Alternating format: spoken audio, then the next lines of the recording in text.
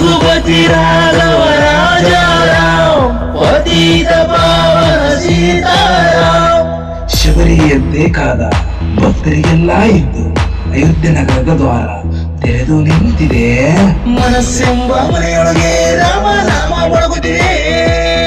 ಹೇ ರಾಮ ರಾಮ ರಾಮ ಜೈ ರಾಮ ರಾಮ ರಾಮ ಶ್ರೀ ರಾಮ ರಾಮ ರಾಮ ಜೈ ರಾಮ ರಾಮ ರಾಮ ರಾಮ ರಾಮ रघुपति राघव राजा राम पतित पावन सीताराम रघुपति राघव राजा राम पतित पावन सीताराम हे राम राम राम जय राम राम राम श्री राम राम राम जय राम राम राम ರಾಮ ರಾಮ.